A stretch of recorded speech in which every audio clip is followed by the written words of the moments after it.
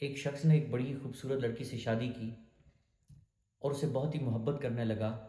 اور دونوں کی ازدواجی زندگی بڑے ہی خوبصورت انداز میں آگے چل رہی تھی کہ اس دوران اس بیچاری لڑکی کو جلد کی کوئی بیماری ہو گئی اور اس کا حسن کملانے لگا۔ آ، تو اس دوران اس کا خامند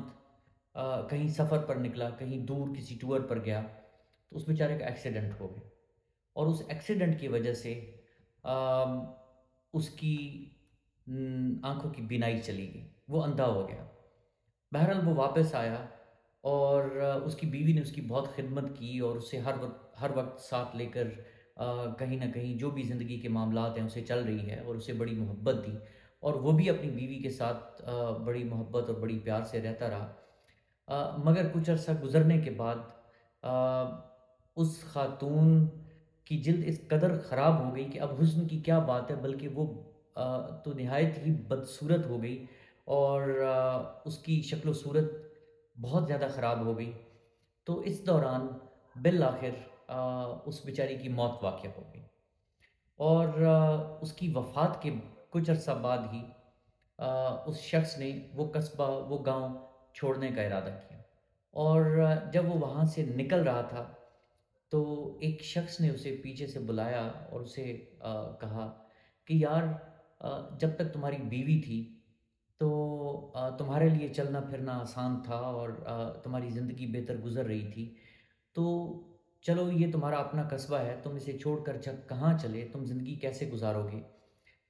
کیونکہ تمہاری بینائی تو ہے نہیں، تو تم کیا کرو گے؟ تو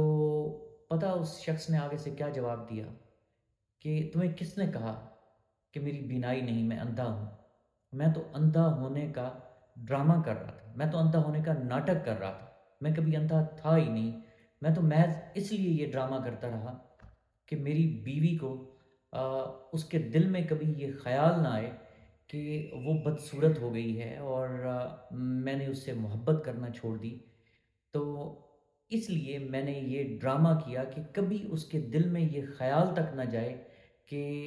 مجھے اس سے کوئی اورژن ہو گئی، میں اس سے کوئی نفرت کرنے لگا ہوں، یا اس کے حسن میں کوئی فرق آ گیا۔ تو اسی لیے ہماری زندگی بہت ہی خوبصورت انداز میں آگے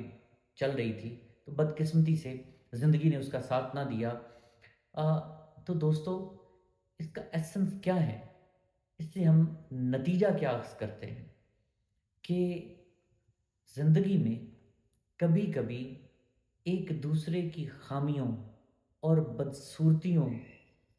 کو نظر انداز کرنے کے لیے ہمیں اندھا بھی بن جانا چاہیے، اور محبت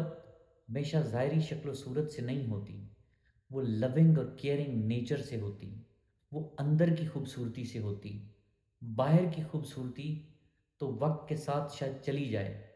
مگر دل اور روح ہمیشہ اسی طرح تر و تازہ اور محبت سے بھرپور رہتی ہیں۔ Thank you.